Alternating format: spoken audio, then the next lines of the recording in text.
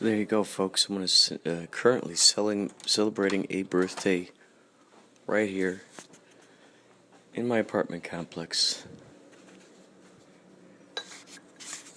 And by my apartment complex, by me saying that, I mean I own this place, so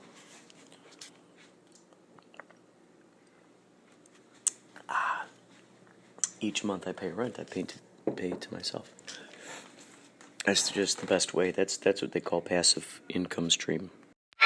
Inspirado, Projecto, what up, Northside Radio, Greenville, BC. I have a special call for you guys today, coming straight up from Heaven's Gates. I am your host, The Truth, aka Ron Samper, and this is B.I.G. Yeah. Motivated me, have to keep moving, have to keep strong. What's wrong? People time is every other day. Hurts loving someone knowing nothing, never coming back again. Stress, then I hate this pain. Makes people change through stupid things. Money's fuck, cause it causes all the change. It comes to offer, ratting out the rock, get the public attack, stone him, get him attacked for what? Yeah, the lack of rap, my 16th real shit, compliments. So what, you wanna be a rapper? Gotta be careful, cause rapper might rap you, cut you in half, you can split you in two. You don't got 8 bars or hook, nice screw. Sorry people, I got bad.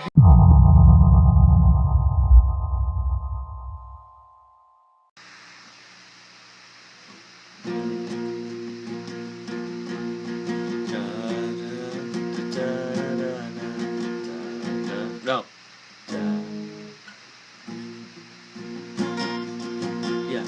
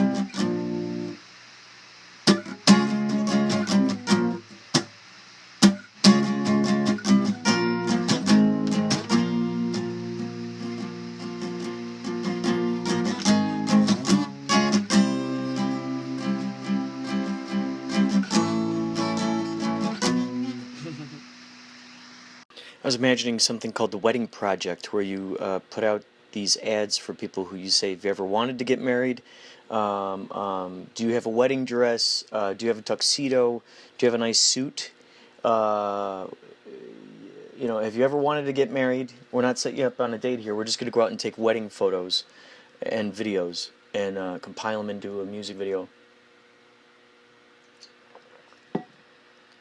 So yeah,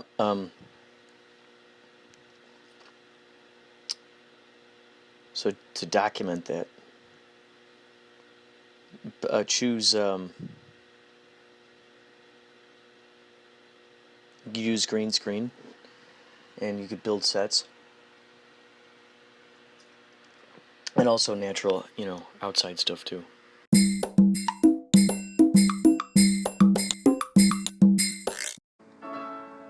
You're listening to Inspirado Projecto. Thank you so much, Northside Radio, for channeling the spirit of Biggie. Also, thank you, man, behind the machine, for that awesome promo.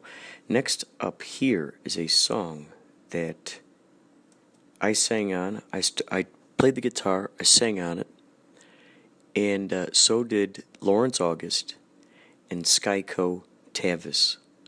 I had this idea for a song, and I was hanging out with Lawrence, and at the time Skyco lived right down the street. Master violinist, great director, awesome writer, just a great kind-hearted soul, and magical cosmic fella. And so we went over there, and he just kind of laid down a drum beat, and I said, oh, you know what? I have this riff I've been playing with, and I got little bits of these lyrics here. And it's called Each One Village. And Lawrence had this idea of, this was years ago. He said, man, that'd be so great if we could go around to Burning Man and distribute copies of the song, and so then it ends up playing, people are playing it all over Burning Man. Because it's kind of this idea of creating a utopian society. So, hold on to your hats. If you got headphones, plug them in. Might be loud, but there are a lot of little nuances in there. Fun lyrics too. All right, here we go. 5, 4, 3, 2, 1.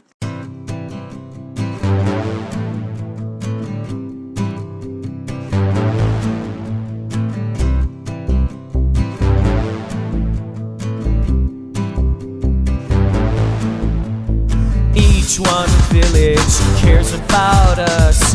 Each one village shows you their trust. Each one village gives us enough love. Each one village encourages us.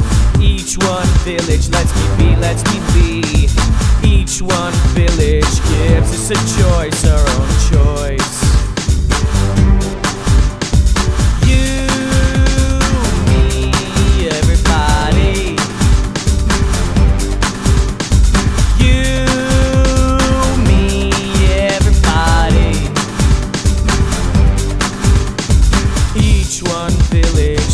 Up above, each one village fits like a glove. Each one village gives us hope, enough hope. Each one village rounds up the fun. Each one village helps it to run. Each one village gives us a voice, our own voice. You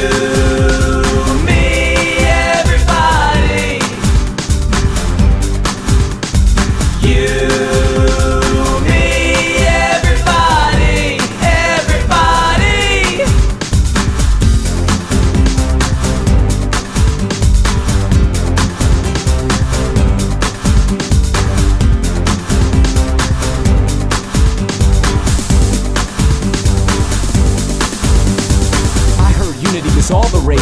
It's more than words written on this page. Take a look beyond the maze. Walk the walk into an honest place. Each one village illustrates the strings. Roll the ball, we're gonna go the length.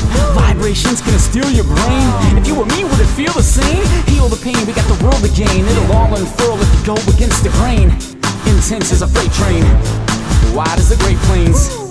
Each one village, we can all play games. Each one village, we can all play games. Let's all play games.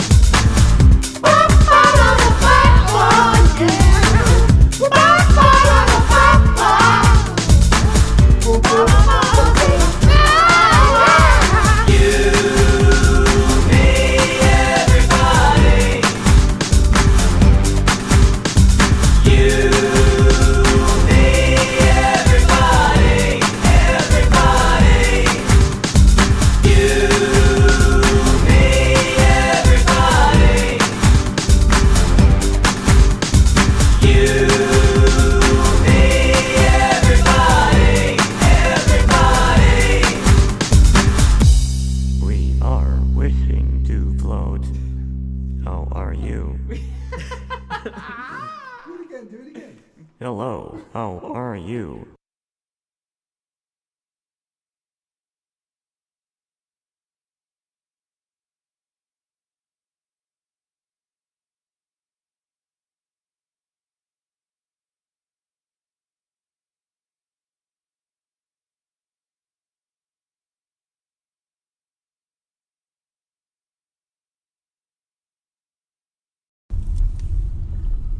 Kurt, it's Corey again.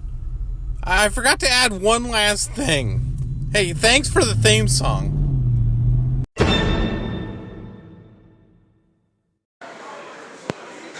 So, folks, I'm with Jeff Finn, the director, the maestro of Before the End, Searching for Jim Morrison documentary that's going to be coming out. And we're here at Jerry's Deli on Ventura Boulevard. Tom Petty has a lyric about this in one of his songs, Free Fallin'. So, you know the street's famous if it's in a song, like Tom Petty. So, we're gonna just ask him a couple of questions about the process of putting this thing together, how soon we can imagine this coming out, and all that razzmatazz. So, all right. So, how long would you say that you've been? How long would you say you've been working on the movie? I think at this point,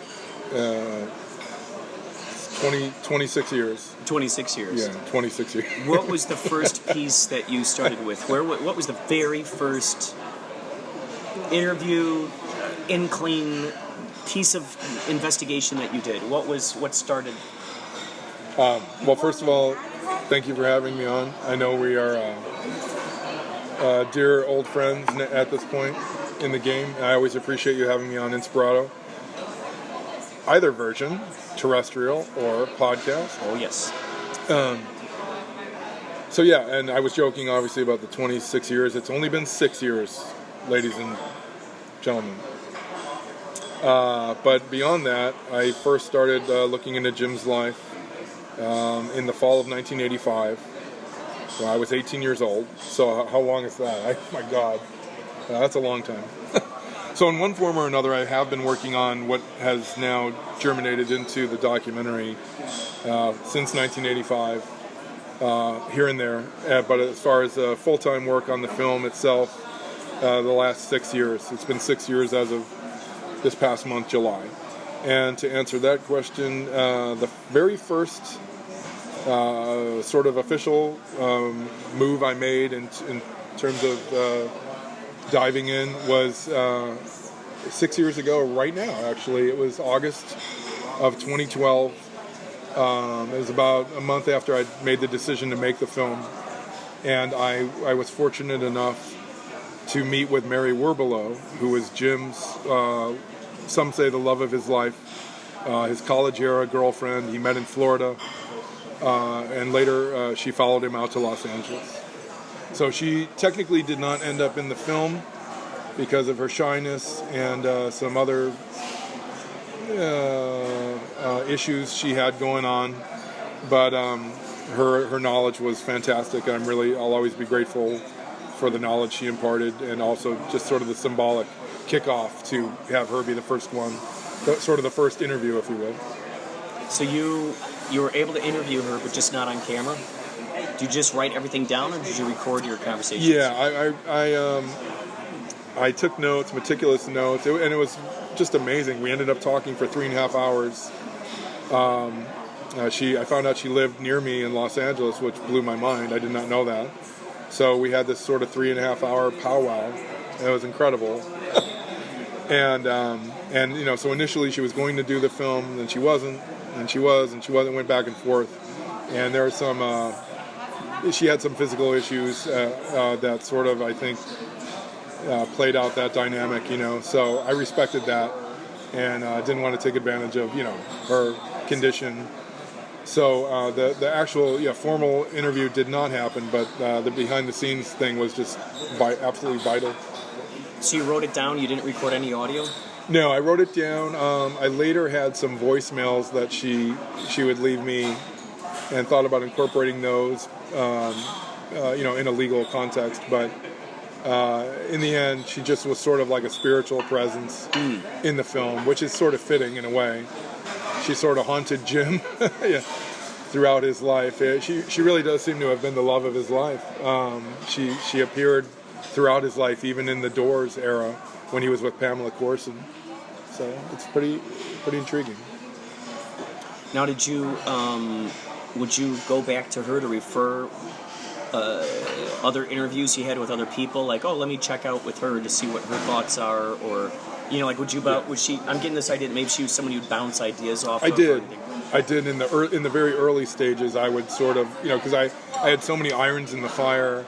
I was just going for broke, like contacting everyone I could find, email, phone call, physical letter. Felt like sending a telegram. I was doing everything I could to drum up everyone I could. And so in the very early stages, I would ping pong certain people and ideas off her. But it sort of faded quickly because, again, I wanted to respect her condition. She had, and this is public record, she had what is known as a multiple chemical sensitivity disorder, where she can only eat certain foods and can only touch certain textures, and it was really heartbreaking. So I didn't want to be a hindrance in her life. Did you find that once you had her interview, that became sort of a snowflake that you could attach the other, did that help bring the momentum about for the other interviews? Where you're like, hey, I interviewed her, would you mind being interviewed? Absolutely, yeah. I mean, like I said, just in terms of symbolic presence for me in the film, also just inspirational. It was just so inspirational for me to have met with her, and I appreciated her time. That it really did. It helped sort of snowball, kick off the whole thing, And the next thing I knew, I was just off to the races, and it's just been an incredible long journey. I know a lot of the fans have gotten very restless over the last few years, and I don't blame them at all. I've also had to deal with the usual trolls and the haters on Facebook, that kind of thing. That comes with the territory, but you just let that roll off your back. The main thing is I believe in what I've done, and it took far longer than I ever imagined, but that's also a blessing because so much more has developed, throughout these 6 years. And now we're at the very tail end where we're making forays into hopefully selling the film to Netflix or Amazon or Hulu, HBO, Showtime, one of the major streaming services. So who, did she refer you to anyone that she had contacts with? Or she's like, oh, I'm still friends with this person or that person, or you ought to interview them? Yeah, Mary, yes. She did mention a small handful of names and offered to put in a good word for me at that point. Whether she did that or not, I'm not certain. But I know she definitely, I think she gave me a couple of phone numbers and things like that. Again, this is 6 years ago, August to August, so it's pretty amazing. But I do remember that. She was very helpful in her way. But she was also dealing with that disorder, and it made it tough for her, in her own words, to have a linear conversation the way we are, because she would sort of veer off into tangents and stuff. And again, it was just really sort of heartbreaking. So I didn't want to be invasive in her life, and so I knew to sort of pull back. I did. Now, did you find that through your interviews you were able to catch the big fish, so to speak, that maybe you're like, oh my gosh, I don't know if I'd ever get a chance to interview this person, but holy cow, out of nowhere, the cosmos just opened up this opportunity in the strangest way for me to talk to this person? Oh, yeah. I mean, the biggest one for me, personally, excuse me, was Andy Morrison, Jim's brother. He very kindly, it took me a long time to get to him, to find him, and then sort of earn his trust. It took months and months, actually. But I eventually did meet with him and interview him in his home, and we really hit it off. And he said, yours is the first documentary I've ever done an interview for, and it's the only one I'll ever do. I still don't know why. But I was So cool. Very flattered and very grateful for that. I mean, it was an exclusive. It remains an exclusive, and so that was huge. And then meeting with Ann Morrison, Jim's sister. Now again, that was a situation where it was all off camera, because she's sort of, you know, notoriously shy. Doors fans know, Jim Morrison fans know that she's very shy, and she made that clear from day one. But the information she gave me behind the scenes was just fantastic, and she was so helpful and kind. And she even gave us 7 photos to use in the film that had never been shown before. So that, you know, giving her blessing in that way. And I've told this story here and there, I think on your show a year or so ago, about how she hugged me and said, "I'm so glad you're making this documentary." And this is almost verbatim, because she said, I'm doing the hug here, the air hug, remembering it. She said, "I'm so glad you're making this documentary, because I want the world to know there was more to my brother than the Lizard King," which is, of course, Jim's, you know, one of Jim's media nicknames, the Lizard King. That's a great quote on the DVD box, actually. Like, that's a neat... Yeah, I mean, that's a golden nugget. That was a lovely moment, and it was very cool. I'm really always happy when I remember that, you know. And then another big one, a big fish, to use the David Lynch term, was Jack Holzman, who was the president of Elektra Records, the label that signed the Doors, gave them their real start. And Elektra went on to be this huge label through the years that signed everyone from The Cure to the Pixies to, I mean, a million bands, a million artists. So I was able to finally get to Jack Holzman after many trying months, just like with Andy, sort of earning his trust. But I always love the story because it's absolutely true. When I first got Holzman on the phone, it was a rainy day in LA, and you know how rare that is. Oh, it's great. You got him on the phone. There's the ring. There's a symbolic phone. Dude, I love it. I love it. It's like we have an engineer here doing the... That's right. Oh my God, that was great.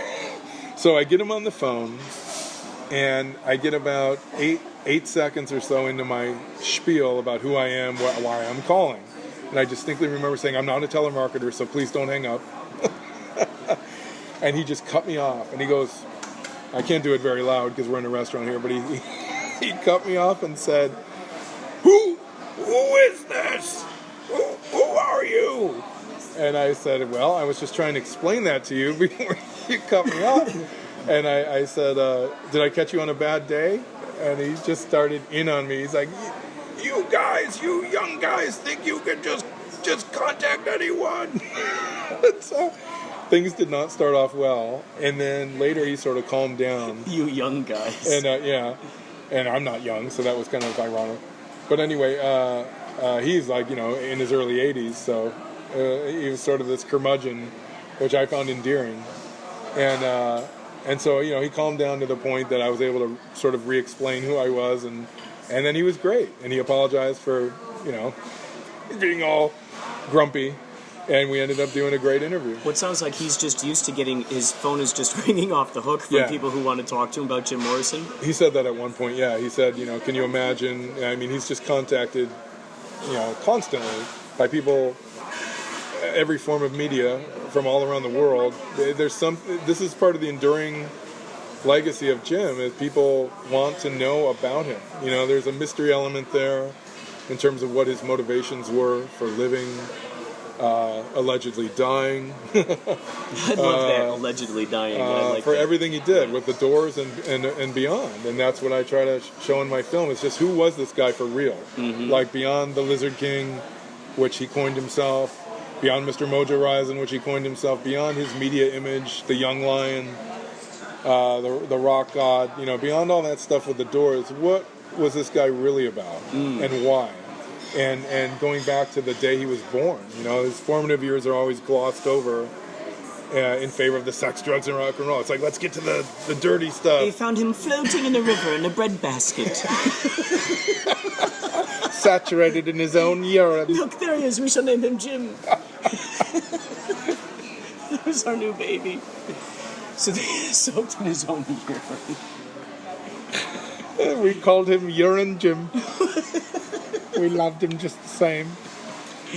I'm sorry. What was So you went back to the early days. You learned about his upbringing and maybe possibly the motivations that led him to be the prankster, so to speak. Yeah. He, I mean, Jim is a notorious. For those who are hardcore fans, they know the drill. They know that Jim was a massive button pusher, envelope pusher, whatever you want to say. I mean, he was out there at a pivotal time in history, human history, walking that knife edge. But there was way more to him than just that. There was a very kind side to him, prankster side, a rebellious side. I mean, we're all made up of different components. It's just a lot of us aren't playing those components out in the public spotlight the way he did. So, yeah, I really try to get to the core essence of what were his motivations. Why? Whenever, and just on the most basic surface level, the low-hanging fruit, like at the height of the late 60s, when everyone was singing about incense and peppermints and free love and hippie stuff, why was Jim singing about fucking his mother and killing his father and breaking on through to the other side? Why were the Doors sort of, along with the Velvet Underground, one of the very few dark bands that later sort of gave spawn to, what we know as punk rock or gothic rock? Why was this guy wearing black leather when everyone else was wearing tie-dye, day-glow fluorescent clothes? So it's fascinating to go down those rabbit holes. So, I can't remember if this is something you told me or if I read it in the book you gave me, No One Here Gets Out Alive. Yes. That his character, the Lizard King, in a sense he was playing a character of like a cowboy villain. Is that kind of the right way of putting it? Yes. He said once, and again, this is on the public record, he said this in an interview, which was later put into print and has been reprinted many times. He basically said that the Lizard King, which is a phrase taken from a long poem that he did called Celebration of the Lizard, which later had been extracted to produce more of like a, for lack of a better term, a pop song called Not to Touch the Earth, a rock song. He originally wanted the entire Celebration of the Lizard, this massive, epic, to be recorded by the Doors and take up, basically an album. Like a concept album? Yeah. I mean, that's how far ahead of the curve this guy was. And they couldn't really wrap their minds around it. And so in the end, he had to sort of, they tossed him this little door prize, no pun intended. Well, how about if we just make a 4-minute song out of it? And that infamous line, "I am the Lizard King, I can do anything," comes from that. So the media bought it hook, line, and sinker, and he was brilliant at manipulating the media, and he knew all about Marshall McLuhan and media studies and what we now know as social media, sort of the seeds of that. And he said at one point, the Lizard King was meant to be ironic. It was tongue-in-cheek. It was like where you play the bad guy, the villain in a Western, and you're dressed all in black, Jack Palance or whatever. That's not meant to be literal, but people took it that way. And I find it fascinating that speaks to like a bigger truth for me in my film, is that through the decades, almost 50 years since he allegedly died, people tend to take Jim's story at face value. So when the official, and I'm using the air quotes, which you can't see here on this podcast, but you can hear them, listen. Yes. When the official story is regurgitated throughout time, as it has been, in books, magazines, movies, documentaries, you name it, people just buy it. They take it. They're like, oh, you mean he died on July 3rd, 1971 of a heart attack from too much booze? Or was it heroin? Oh, wait, the story changes? It doesn't matter because I'll buy it. You know what I mean? It's like, why are you buying it? I think you're buying it because it's convenient. Yeah. Because and I don't blame you. I'm not judging. It's a TV dinner. It's already packaged to their Exactly. It's a ready-made. And I'm not judging there because we all do it. It's like, but it takes real work. It takes some effort to peel back those onion layers and look a little deeper. But when you do, there's a massive payoff because you get to understand who this person really was, what they were really about. And that's what, before the end, Searching for Jim Morrison seeks to bring about. What's interesting is that, we as individuals are never actually truly the exact same person around every other human out there in the world. So no matter how much we try to cling to a specific identity, we're actually a bazillions of identities to all kinds of people. So what's interesting for you is that you got a chance to interview all of these people who each had their own perspectives of Jim Morrison throughout his life, throughout different eras of his life. And it must have been interesting to, talk with his old buddies from long ago and go, okay, what are the common gold nuggets? Where is the Venn diagram in these stories where they match up, where they agree on this particular image of Jim? And then during this era of his life, where do these people match up the Venn diagram on those particular elements? So it sounds to me like you were out there like panning for gold. And then did you find that you would learn information over here that then was in direct opposition to information you learned over here? Absolutely. I mean, and again, like you said, we all have facets to us. Again, not a lot of us are playing them out under a glaring, white hot spotlight, as he did. But yeah, I mean, it's amazing the contradictions. So I might even say the hypocrisy at different points. It's just vastly intriguing. In fact. We have one woman saying, he was just such an asshole, such an absolute asshole, right? Because that was her subjective experience. Mm-hmm. And then we cut to someone else saying, he was a real good friend. Oh my God. I mean, he was a real friend, Oh, wow. He wasn't phony, and he wasn't cruel, wow. and he wasn't da-da-da. So it's like Rashomon, this you could have 7 different perspectives. You could have 127 different perspectives.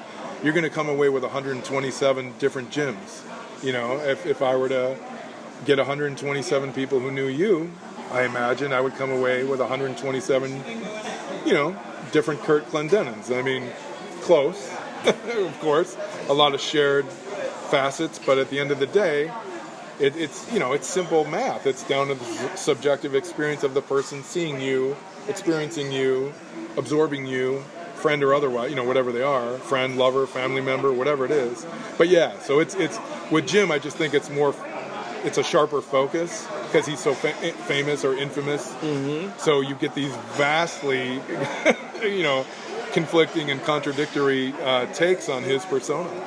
Did you find that with, let's say, for instance, with his childhood friends growing up, his earlier years, did those people tend to have a similar perspective of him, or was there even contradictions even within that? Yeah, you could sense a theme starting there. That even in the early, the nascent days, if you will, his true formative years, it had begun. It had begun in that. The button pusher was emerging, testing the bounds of reality, as he said himself, questioning authority. I mean, that was starting. So yeah, where one person would say, here's an actual instance from the film I just remembered. One woman told a lovely story, and this, forgive me, I think this will be in the outtakes, maybe in the special features. But one woman told a lovely story, which had been told on the record before, but it was great to have her say it, seeing her say it, as opposed to print. It had only been printed in the past. And she told this wonderful story about him foregoing a big party over a weekend, or parties, I think, down in Florida during the college era, to help her write a term paper.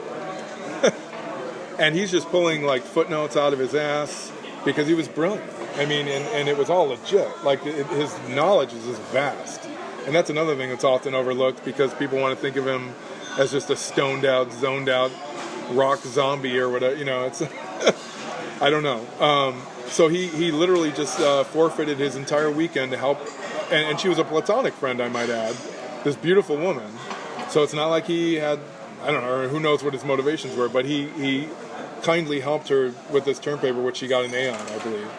Conversely, another guy who knew him around the same time said he was an amoral dude who didn't give a fuck about what he was doing, what he had done, what he was gonna do. He basically did whatever the hell he wanted, and screw you and what you thought about it. You know what I mean? So here you go. It's like, boom, two different polar opposite interpretations of Jim Morrison. Wow. It's interesting too because those comments say, if we look at it through the mirror aspect, those comments by each one of those people says a heck of a lot more about them than it does about Jim, actually. Because these people are revealing their inhibitions, they're revealing their limited perspectives, they're revealing, or their open perspectives. Because the people that we're hanging out with contain certain reflections of ourselves that we like of ourselves, that we like hanging around with, And if there are things that we point out that we don't like about him, well, that also says we're basically pointing out the things we don't like about ourselves inside. So that guy who's saying, oh, he just did whatever he wanted, he was such a jerk. I bet if we were to analyze that guy and look at his life, we might see that he actually acts that way towards people, And he saw that peace within Jim and is like, oh, what's that guy doing, There's a great irony at play there. I mean, it's always sort of under the surface, But yeah, I do think, for better or worse, in terms of these people's subjective experiences, I think one really just basically cool aspect of the film is, like any, well, not any documentary, but certain documentaries where they really delve into the friends, the colleagues, co-workers, family, lovers, the full spectrum of people who knew a subject. I think it's really amazing that the film will end up functioning as a documentary about all of them. You know what I mean? Like, not this film isn't just about Jim Morrison. It's about Jim and all these people he knew or cared about or loved or had sex with or whatever it is. And there's a great moment in the film where one of his college roommates from UCLA talks about just that very thing, about, hey, you know what? This film's about us too. And for me, that was not lost on me in the very early days of gearing up to make the movie. I thought, you know what? I'm finally going to give a voice to these people who were a huge part of his orbit. And people we've only seen their names referenced in print in No One Here Gets Out Alive or any of the various biographies, and those were great contributions too. But there were, it's a quote in a book. Whereas now you get to see, oh wait, this is the person who said that? This is Philip Olino, the guy he went to UCLA with, that he did mushrooms and peyote with out in Joshua Tree in the desert. Wow, we get to see that guy for the first time ever? Boom, there you go. Oh my God. And again, not to say there haven't been other documentaries that have shown some people here and there, but this one, I mean, I went deep. I interviewed nearly, I think, 130 people on camera. And I connected with almost 800 people who knew Jim throughout those 6 years in one form or another. And so I think a real, highly razor-focused picture emerges, in the end. And yet, he's still a mystery. There are so many things about this guy, like a true enigma, little bubbles of mystery that will never be popped unless he were to pop them himself. Mm-hmm. Shall we say? Wow. So, it'd be so interesting. Oh, not yet. I just saw the book down. God, it's so intriguing to see how all the different. Are you sure? Yeah. Let's put this. We're paying a bill right now in this podcast. So with all the footage that you have, it would be so interesting. So you guys fill this out first? Are you splitting? Oh yes, please. Thank you. It'd be so interesting with all the footage that you've got to see how different people would edit together this documentary with all the footage you got. Because, there's so many stories within this that will not end up in the movie. Or let's put it this way, folks. If you right now are listening and you're a big Jim Morrison fan and you happen to know anyone who works for Netflix, or let's say you want to see this badly in a multiple multi. I mean, we could have seasons and seasons of this thing. I've said this to Jeff. Like, you could probably have 5 seasons of all of the interviews that you did. You can have who knows how many episodes, who knows how many seasons of hearing all these little intricate things that nobody else out there would ever hear. Right now, what's the cut at? Did you say? Let's just say it's epic. I don't want to give a specific number publicly right now, but it is epic. It's definitely blown far beyond my initial plan was to do a traditional 2-hour documentary, give or take, and it just kept morphing and blossoming, and that's part of what's taken so long. And I'm again absolutely grateful. So for every troll who's like, I'll be dead before this movie's done, it's like, okay, well, is that a promise or a threat? Hang in there, buddy. Hold your mud. Because it's an amazing thing. Like, I've had just so many wonderful experiences along the way. Things, taking me down rabbit holes I've never even anticipated. And now, in the end, I have something that transcends a traditional doc in every sense of the word. I mean, it's a true epic miniseries now, and that's the goal. To sell it to Netflix, Amazon, Hulu, Showtime, HBO, one of the major streaming services, and that's what we're gearing up for right now. God, that's astounding. That is incredible. And on that note, and while we sign these bills here for the lunch we just had, I want to give a huge shout out to my editor and co-armchair detective, Rick Frazier. He was been my Watson, along with Kurt and another good friend, Andrew, and his wife, Cassie. All you guys have functioned as my fellow Watsons over the years in making this film. And Rick, of course, is the actual editor who's helped me cut it all together. And without you guys, it would not be the same beast. And so I'm very grateful for that. Oh, man. It's been so much fun. It's been so much fun just being an observer and watching the stuff that you uncover and just seeing the excitement that washes over you as you come closer and closer to answers that you're looking for. Boy, oh boy. I mean, oof. If you don't get a job as a detective after this movie comes out, I don't know what people are thinking. I think I told you that I did have at one point. Thanks. I did have an actual detective tell me I was really good at this and that I could have another career as a private investigator.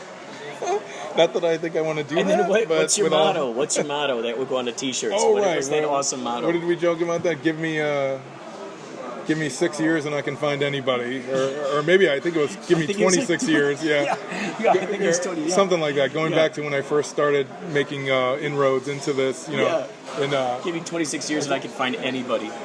Oh, did we not run those over? No, first we sign them. Sorry, we're doing a podcast. Oh. We're a half in and half out. Anyway. Did you want me to get you change for this? No. Keep it, man. Keep it. Thank you very much. Thank you. I'm Kurt. I'm one of those guys. He's the other. So yeah, I'm horrible. What's the math? So that would be 33 years, right? Yeah, give me 33 years and I can find anybody. This fall will mark 33 years since I stumbled upon No One Here Gets Out Alive while blowing off college courses at College of DuPage. Oh my God. Ka-ching! And where we both went, right? Although we didn't know each other then. It's astounding to think that how many people pay for how many years of film classes. And if instead of paying for those film classes, if they were to save that money, put that money into actually making the film, because as you've discovered, you learn as you go along. It's one of those things where like you don't have the luxury of stepping back to look at something until after you've carved the path that you can look at and step back from. So it's like that you have to start going into it first before you realize what kind of nuggets and things are hiding there. So I mean, it's like you just dove into it, and as you were saying, it morphed and it continually became something different than what you originally anticipated it to be.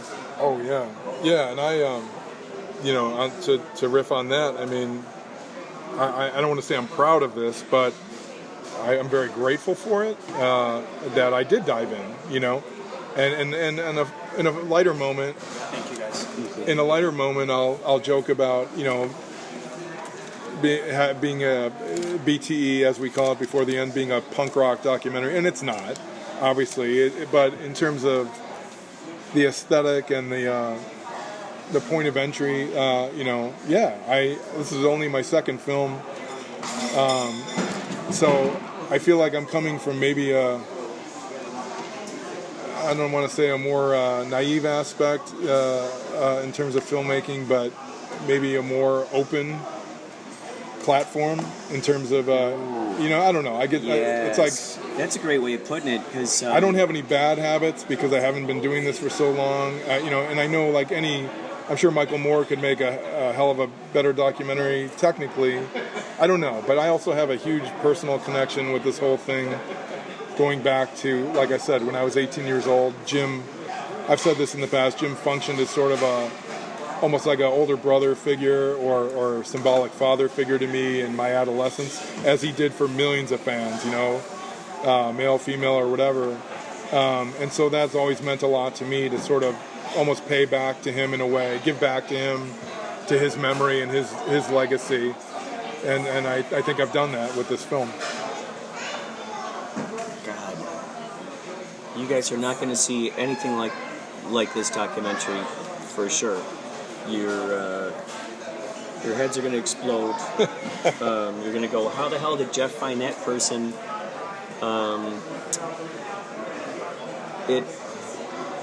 It takes that diligence of really truly following your calling, and just like Jeff was saying, not necessarily knowing any better, like, oh, I didn't know any better, so I kind of went this direction. I think, like, I worked with a guy named Gary Graver one time. Gary Graver was really good friends with Orson Welles, not during the time of Citizen Kane, but after that, in later years, he was really good friends with Orson Welles.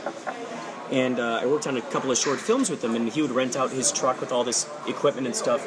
And there were a couple of film students on the set. And Gary Graver was always saying, oh, I hate film students. I hate these film students. Because the thing is that it's not the film students' fault.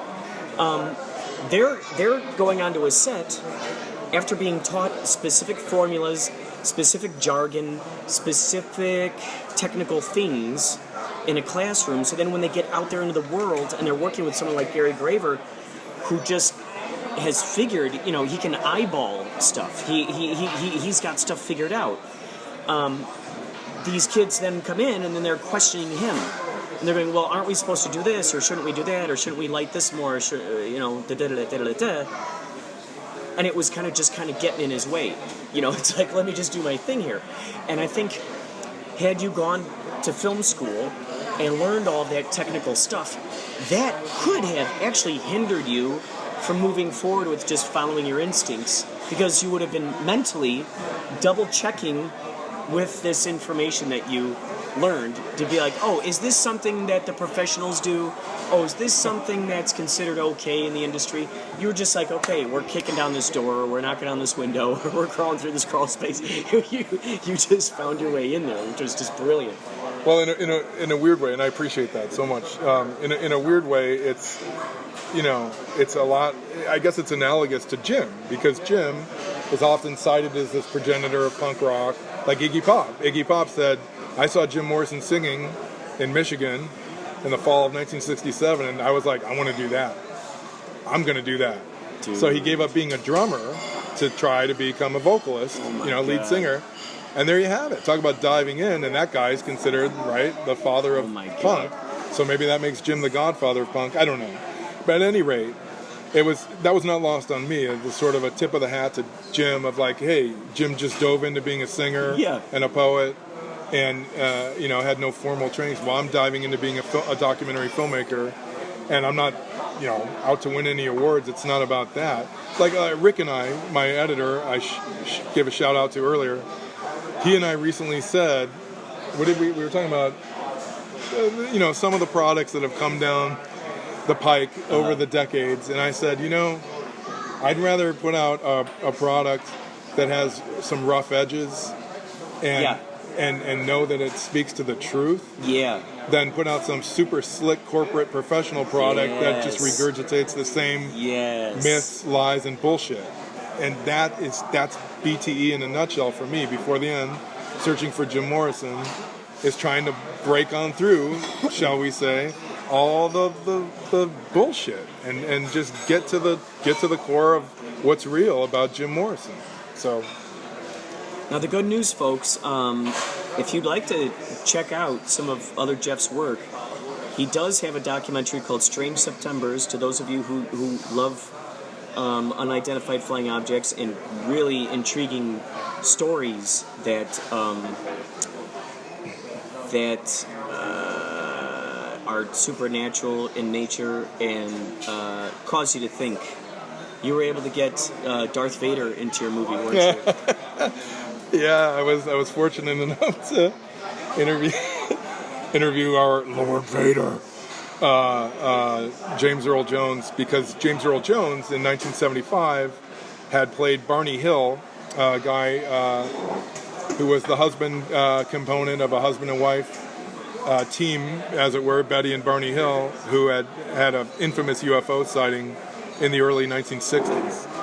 So somehow I was able to corral that together for my film, which is called Strange Septembers, the Hill Abduction, and the Exeter Encounter. It's actually about two cases, the Betty and Barney Hill case and what is known as the incident at Exeter. Both cases took place in the 60s in New Hampshire, in the United States. And as we were joking earlier, sort of half joking there about the DIY filmmaking, Strange Septembers, I'll just put it right out there, that film was originally just a labor of love. I was going to upload to YouTube, and at some point a production company came on board, and the film sort of took a sharp right turn and veered into, a quote-unquote professional release. So I believe the story is amazing, and the interviews are fantastic. The sound is less than stellar because it wasn't shot with, equipment for a major release. But the heart of it is there, and that was a great springboard into filmmaking for me. I learned so much cutting my teeth on that film, and I'll always be grateful for it. It's sort of my firstborn, my first baby. And yeah, so Strange Septembers, the Hill Abduction, and the Exeter Encounter, available on Vimeo now. What was the first domino that fell for that got your interest in doing those? One of those two stories or both? Well, I guess I should back up for a sec. When I was growing up in Downers Grove, Illinois, a suburb of Chicago, by the time I'd absorbed the book about Jim when I was attending the College of DuPage, I was getting vastly interested in documentary filmmaking. But at the time, I don't know what veered me down that way. I guess it was the age of MTV and the real slick MTV videos and stuff. And the vibe that I picked up on was that making films was all about the commercial aspects, or corporate culture and that kind of thing. And I got really turned off by that. So it took me all those years later to sort of come full circle to documentary filmmaking, again, sort of in a do-it-yourself capacity. But to back up again, to James Earl Jones, he was a huge part of that. I had a UFO sighting with my sister right around the time that the what was called the UFO incident, a 1975 TV movie with James Earl Jones and Estelle Parsons playing Betty and Barney Hill. I saw that one night at the age of 8, and it blew my mind. And then not long after, I had the UFO sighting, and so that was a formative experience for sure. It just stayed in the back of my mind. So when I finally came time to make my own film, I was like, I got to do this. Oh my God. Now, with your UFO sighting, if you don't mind relaying that story so there's a point when you had the UFO sighting, and then a point between there and when you felt a strange object in your foot. Yeah, and believe me, this is not lost on me. I joke about it all the time. as a documentary filmmaker, whether you're DIYing it or you've come from a formal film school, I took the Tarantino approach, right? I just jumped in and gave myself my own film education, like not to align myself with Tarantino, but we both just dove in. So as a documentary filmmaker, no matter what stripe you embody, you want to have credibility, right? You want to establish professional credibility. So the last thing you want to come off as is a tinfoil hat wearing batshit motherfucker, right? But that's also the chance you take. So I'm at the same time not afraid to talk about these experiences I've had because they deeply resonate with me. I'm the first one to say if we're the only intelligent living beings in this universe, then that's pretty sad. When you can't get past blood for oil wars and what have you. But I digress.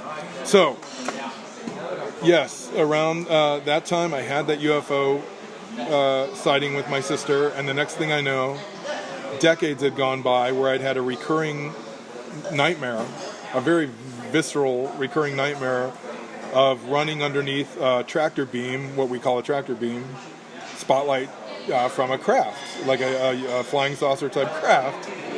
And in the dream, I would start running up in the air, kind of like those bikes in E.T., right? Floating up into the air. And that's where the dream always stopped. And I don't recall seeing any alien beings, or I just recall seeing this craft above me in the dream and the light coming down. And I didn't give it a whole lot of thought, honestly, until a few years ago when I had the pain in my foot that you're speaking of. And it was Christmas Eve about 3 years ago, I guess, so maybe 2015. And I finally couldn't take it because I could barely walk. And I saw this black dot in the bottom of the ball of my foot. I'm like, well, what the fuck is that? And I don't recall stepping on a nail or a thumbtack or any kind of object. So I went to a podiatrist, and they sent me to a dermatologist. And the guy, long story somewhat short, the guy basically told me to brace myself for a lot of pain as he was going to extract it. And then lo and behold, he extracted it in like 2 seconds. And he was sort of shocked at what it was. And I said, well, what is it? And I joked with him. I remember distinctly joking with him saying, haha, what is it, alien implant? And he just sat there and looked at me. He said, honestly, I don't know what it is. I've never seen anything like it. And that was that. Now, the crazy thing is, it was after that was removed on that Christmas Eve that I then no longer can recount having that recurring nightmare. So it seems to me that the nightmare stopped. And as I said this on Coast to Coast, when I appeared on Coast to Coast about a year or so ago, I don't think I'm particularly worthy of study by an alien consciousness, if that's what happened. I think if that is what happened, and who the hell knows, but if it is, I think they just pick people at random the way we pick random marine life. We'll tag a dolphin, right, and study that dolphin for years to learn more about it. And it makes sense. But again, I have no idea if that's what happened to me or not. But the cool thing for me is I remain open to it. Because who knows? Who can prove it? Who can definitively prove, oh, there's no aliens? I think that's just ignorance and narcissism talking shit. I don't know. But nevertheless, it was a fascinating experience. And I apologize for rambling so long about it. The good news is, too, you held on to it and you showed it to me. That yes. was awesome that you held on to it. Yes, and now it's in a deep vault in the Swiss Alps where no one will ever find it. That's right. Because I've heard too many stories like Dr. Lear, right? Roger Lear? Who would study alien implants or alleged alien implants, and then, oh my goodness, we misplaced that sample, or the sample was misplaced by someone else. And I didn't want to go down that road, so I haven't. But there it is. There it is. Check it out when you can, folks. Strange Septembers. It's also narrated, isn't it narrated by RoboCop? Yes. I like to dial them all in. Darth Vader, RoboCop, get them all in the mix at the same time. It's, amazingly, the finished cut was narrated by Peter Weller, who played, of course, famously RoboCop, and I might add, he played William Burroughs Oh yeah. in Naked Lunch, David Cronenberg film, which is just amazing, one of my favorites. Oh my god. I'm a huge Burroughs fan. Oh my god. But yeah, he was great. He came in and knocked it out. He laid down that narration and then said, "I have to leave for the Star Trek set." He took off to the Paramount lot and where they were shooting at that time, the new Star Trek Oh film. my god, how awesome is that? He did the narration for a movie about UFOs, and then there he goes. He goes off to Star Trek. Yeah, that was sort of apropos, I guess. But yeah, Strange Septembers, the Hill Abduction, and the Exeter Encounter. It's a interesting little, dare we say, DIY documentary about two giant UFO cases. I think that was my tagline. One small documentary, two giant UFO cases. So check it out. I appreciate it. Here you go, ladies and gentlemen. Jeff Finn. His movie Before the End, Searching for Jim Morrison, swimming to a theater, possibly, we'd like to believe, near you.